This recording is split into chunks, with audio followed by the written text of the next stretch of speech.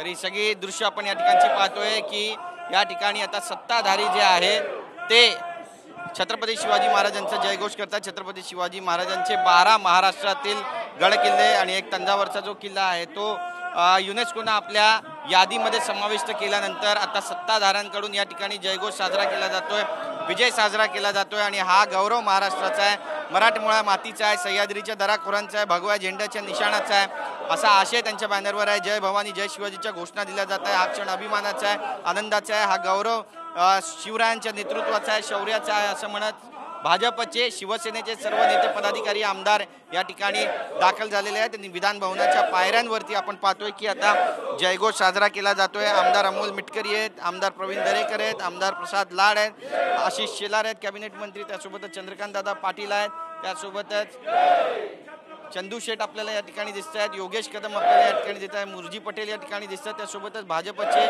विक्रांत पाचपुते आपल्याला या ठिकाणी दिसतात आणि या सगळ्या आमदारांकडून जय भवानी जय शिवाजीच्या घोषणा या ठिकाणी दिल्या जातात। प्रवीण दरेकर यांनी शंभू राजे यांचा फोटो जो आहे तो हातात घेतलेला आहे। त्यासोबतच आपण पाहतोय की इतर जे नेते आहेत ते सुद्धा दाखल झालेले आहेत। अर्जुन खोतकर जे जालन्याचे आमदार आहेत ते सुद्धा या ठिकाणी दाखल झालेले आहेत आणि आपण त्यांच्याशी सुद्धा बातचीत करण्याचा प्रयत्न या ठिकाणी करणार आहोत आणि त्यांना विचारणार आहोत आजचा दिवस किती मोठा किती महत्त्वाचा आणि 12 गडकिल्ले जे आहेत ते या ठिकाणी आता युनेस्कोनं सामील केलेले आहेत आपल्या यादीमध्ये, त्याचं जतन आता केलं जाणार आहे। या गडकिल्ल्यांची माहिती जगामध्ये पोहोचणार आहे। किती आनंदाचा गौरवाचा क्षण आहे। छत्रपती शिवाजी महाराजांच्या बद्दलचा हा अत्यंत आमच्यासाठी आनंदाचा आणि गौरवाचा आणि तेवढाच अभिमानाचा क्षण आज या ठिकाणी आहे।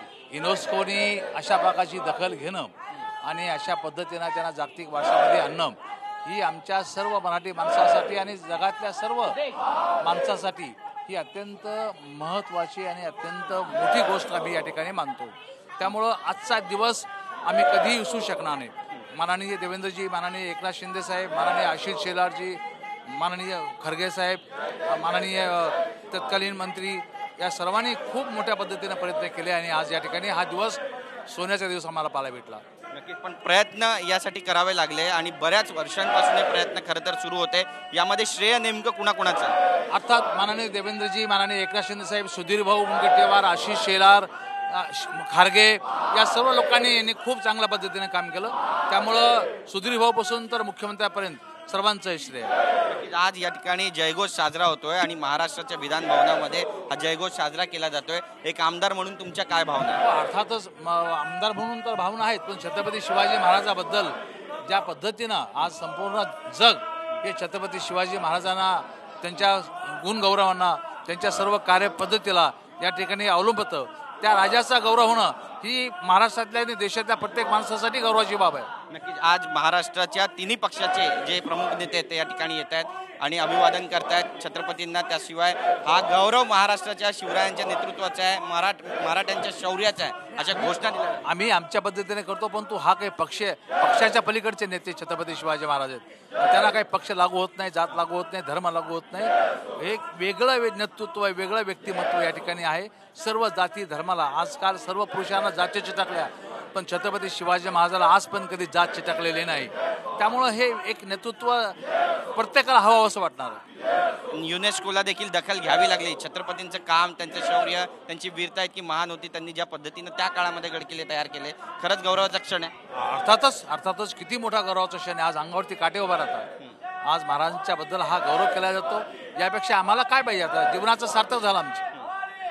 धन्यवाद आमच्याशी बातचीत केल्याबद्दल। तर आपण पाहतो अर्जुन खोतकर यांनी आपली भूमिका या ठिकाणी मांडली। काही वेळानंतर या ठिकाणी देवेंद्र फडणवीस सुद्धा दाखल होतील, महाराष्ट्राचे मुख्यमंत्री, आणि त्यांच्या उपस्थितीमध्ये या ठिकाणी घोषणा दिल्या जातील आणि हा विजयोत्सव जो आहे तो साजरा केला जाईल। इतर जे नेते पदाधिकारी आहेत ते सुद्धा या ठिकाणी दाखल झालेले आहेत। गुलाबराव पाटील काही वेळापूर्वी या ठिकाणी पोहोचलेले होते, पाणी पुरवठा मंत्री आहेत, सदाभाऊ खोत या ठिकाणी आहेत आणि सदाभाऊ खोत यांच्याशी सुद्धा आपण बातचीत करण्याचा प्रयत्न करणार आहोत, पण काही कामानिमित्त ते निघून गेलेले आहेत। तर ही सगळी दृश्य आपण या ठिकाणी पाहतोय। विशाल भुमरे जे आहेत ते सुद्धा या ठिकाणी दाखल झालेले आहेत, विलास भुमरे, आणि त्यासोबतच इतर जे नेते पदाधिकारी आहेत ते सुद्धा दाखल होत आहेत आणि छत्रपती शिवाजी महाराजांच्या महाराजांचा जयघोष या ठिकाणी दाखल केला जातो. तर युनेस्कोच्या यादीमध्ये जे छत्रपती शिवाजी महाराजांचे 12 गडकिल्ल्यांचा समावेश झालेला आहे. यानंतर आता महायुतीकडून जयघोष साजरा केला जातो. विधान भवनांच्या पायऱ्यावरती छत्रपती शिवाजी महाराजांच्या जयघोषाच्या घोषणा सुरू झालेल्या आहेत. कॅमेरा पर्सन सिद्धेश नाईकसह गिरीश गायकवाड, TV9 मराठी, मुंबई.